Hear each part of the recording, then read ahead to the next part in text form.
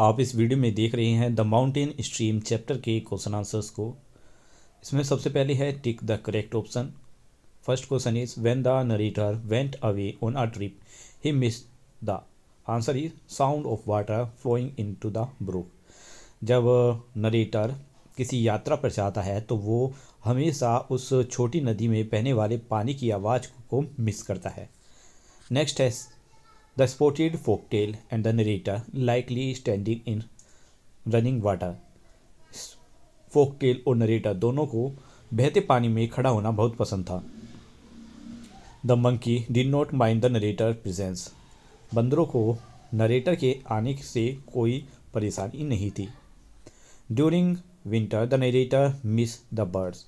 Winter के समय narrator birds को मिस करता है। नेक्स्ट है from where I live I can always hear its murmur. What is the narrator referring to its. यहाँ पर इट्स किसके लिए रेफर किया है नरेटर ने, तो आंसर है इसमें the narrator is referring to the brook. Question B where it is located. Answer is it is located at the bottom of the hill. Next है question number C how does the narrator feel when he leave it behind. जब narrator उस झरने को या उस बहती हुई छोटी नदी को पीछे छोड़ देता है तो उसे कैसा महसूस होता है। The narrator feel lonely and disconnected when he leaves it behind.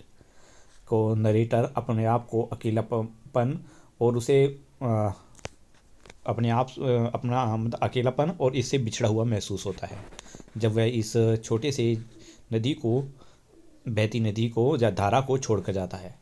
Second है the stream run closely by the verge। Why did the narrator feel first discovered the stream।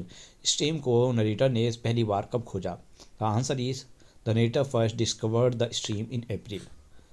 Where does the stream finally make its way to। answer is the stream finally flow into the Gangas। Question C what does kind of flower grow around the stream when the narrator is discovered it। answer is wild roses, pink, blue, primroses were growing around the stream। next I answer this question में question number 1 what kind of snake did the narrator see and where। answer is the narrator saw a slime brown snake swimming in the stream।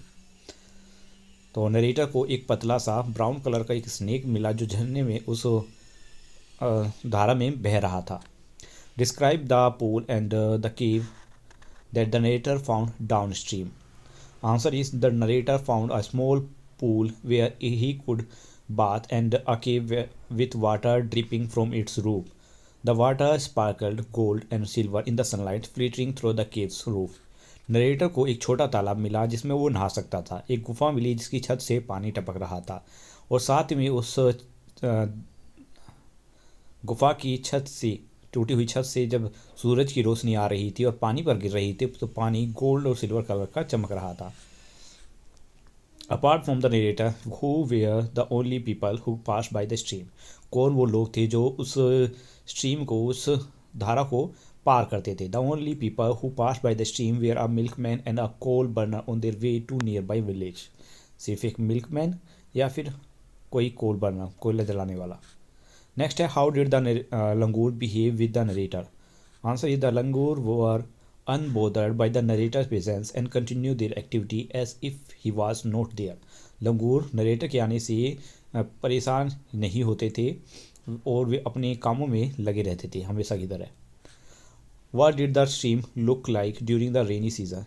बरसात के मौसम में ये stream कैसी लगती है, तो बरसात के मौसम में क्या लिखा है during the rainy season the stream turn into a rushing Torrent sweeping away buses and small trees. यहाँ पर बहती हुई ये धारा तेज बहाव में तेज मतलब इसमें पानी का तेज बहाव होता है जो झाड़ी और छोटे छोटे पौधों को बहाकर अपने साथ ले जाती है।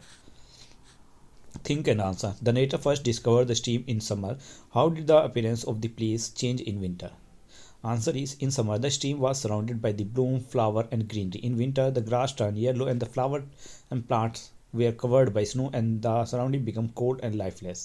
कि समर के समय सीज़न में जो ये धारा है झरने की ये फूलों और हरियाली से भरी हुई थी, लेकिन सर्दी के आने पर यहाँ पर की इसकी घास येलो कलर में चेंज हो गई, फ्लावर और प्लांट्स बर्फ़ से ढक गए और बिल्कुल खालीपन हो गया यहाँ पर। ठंड की वजह से।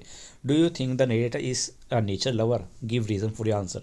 आंसर है yes, the narrator is a nature lover because he deeply observe and appreciate the beauty of the stream, the flowers and the animals and the changing season. He find peace and happiness in the surrounding nature. कि हाँ, narrator nature lover है क्योंकि हर एक चीज़ को बड़ी ही बारीकी से और बड़ी ही सुंदरता से दर्शाया है। नेक्स्ट है make sentence using phrases. First है a splash of crimson. Answer है the sunset painted the sky with a splash of crimson.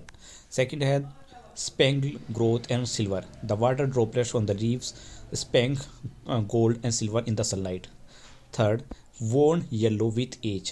Answer is the old books pages worn yellow with ages. Blinding blue. Answer is the blinding blue sky stretched endless above the mountain. तो ये video यहीं पर ख़त्म होती है।